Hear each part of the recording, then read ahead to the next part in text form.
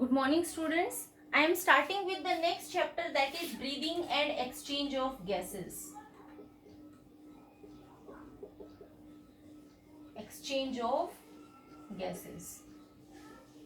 See, today I am discussing simply the introductory part of this chapter. Before starting the chapter, we must know differences between certain terms, just like breathing, respiration. Basically, what is happening here?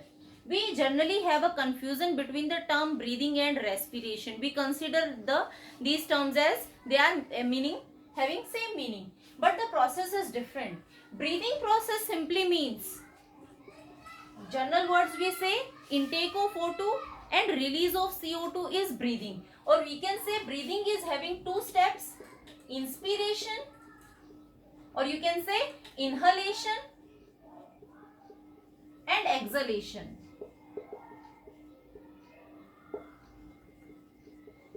Here inhalation simply means that we are inhaling air from atmosphere and that is entering inside our body, and exhalation means we are removing air from our body to the atmosphere.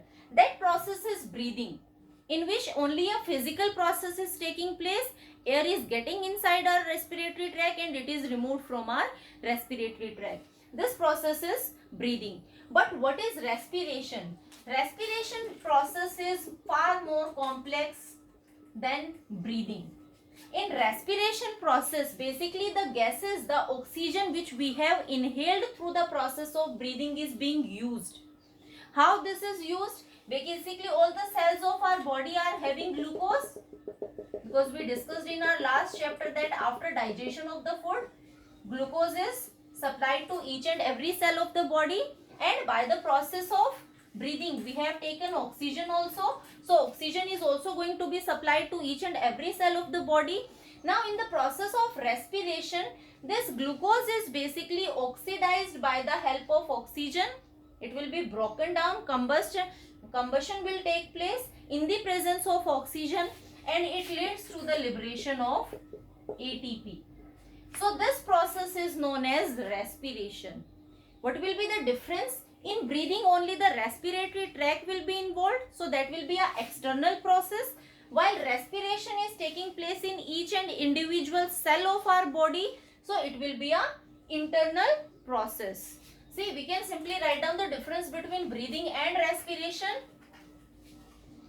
So what will be the differences? Breathing, respiration. First difference is breathing is simply a physical process.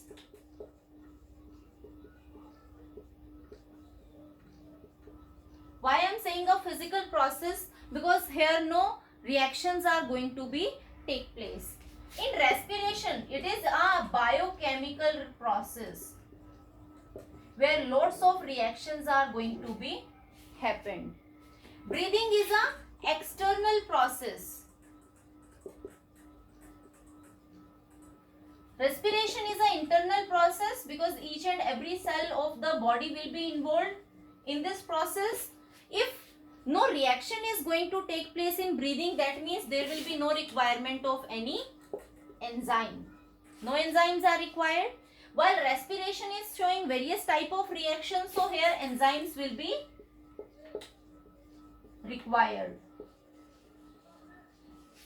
Here only exchange of gases are taking place and no energy is liberated. Energy is not generated or produced. While respiration, glucose is broken down, so lots of energy, or you can say ATP or energy, is produced. And we simply define breathing, it is inhalation and exhalation of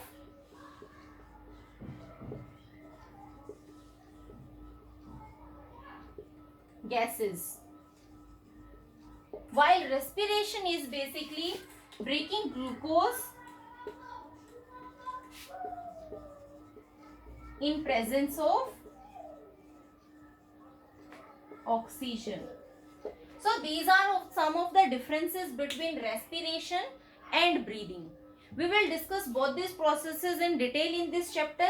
Let's see something about respiration.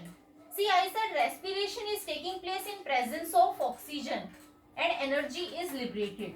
But in all organisms, this process is not going on. Some of the organisms are using oxygen for the breakdown of glucose, but some organisms, they break down glucose in the absence of oxygen. So respiration can be of two types. It can be a aerobic respiration.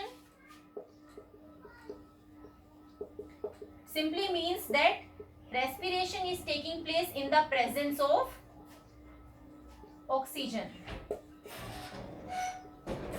The second type is anaerobic type. Anaerobic respiration. Anaerobic respiration means glucose is being broken down, but here oxygen is not required. That means this process is taking place in the absence of oxygen. Organisms like human beings, we are going to perform aerobic respiration, but some of the organisms, like we can say flatworms, Taenia solium, Ascaris is there. These are going to show an aerobic respiration. Now, this anaerobic respiration is sometimes used in various industrial purposes. You must have heard one term that is known as fermentation. Fermentation, basically what happens in fermentation, organisms are showing anaerobic respiration under controlled conditions, and here some of the important substances are formed, like there can be formation of alcohol, some organic acids, and these can be used for various purposes. A simple example of fermentation is in yeast. Glucose is oxidized anaerobically and it leads to the production of ethyl alcohol and carbon dioxide, and a very small amount of energy is liberated. And this process can be, this is an industrial process which can be used for various industries like beverage industries. Yeast is also used in for fermentation process in bakery industries. So whenever aerobic respiration is used in the formation of various organic substances that are helpful for human beings, we call that process as fermentation. So in fermentation, microorganisms are used. This aerobic and anaerobic respiration is showing various differences. If I say in human body also sometimes anaerobic respiration takes place, where this anaerobic respiration takes place in animals or in human beings in their skeletal muscles. This doesn't happen always. It is basically taking place during the time of vigorous exercises. So basically what happens when we are doing vigorous exercise, our body's oxygen requirement is continuously increasing. So our breathing rate is going to increase during vigorous exercises, but this oxygen requirement is not fulfilled in the muscles. So muscles show anaerobic respiration, and this anaerobic respiration yields to lactic acid. This lactic acid is going to deposit in the muscles, and later on individual feels muscle pain. Later on, whenever we are in relaxing position, this lactic acid is undergoing complete or aerobic respiration, and finally complete energy will be liberated out of it. So let's see what is the difference between aerobic and anaerobic respiration. First thing is, here oxygen is required, oxygen is not required. Second thing is, when oxygen is involved in this process, simply complete breakdown of glucose takes place. Glucose takes place. In the absence of oxygen, glucose is broken down, but the breakdown is not complete. So incomplete breakdown of glucose takes place in anaerobic respiration. Another thing is, when glucose is broken down completely, lots of energy will be released because of complete breakdown. So more energy is liberated during aerobic respiration. Here incomplete of glucose or breakdown of glucose is taking place, so energy liberated will be less amount of energy will be liberated. Another difference is the process of aerobic respiration is taking place in various parts of cell. Like it is taking some part of aerobic respiration is going to take place in cytoplasm. Later on, the rest of the processes will going to take place in mitochondria. While anaerobic respiration takes place only in single part of the cell, that is cytoplasm. All the process will take place in cytoplasm only. Lastly, we can say the organisms like different animals are going to show aerobic respiration.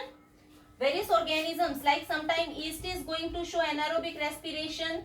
Then Ascaris, flukeworm is there. These are different organisms that are showing anaerobic respiration. So that was the introductory part. What is breathing, respiration, how they are different from each other. In another class, we will start with the important topic that about the explanation of respiratory system in human beings.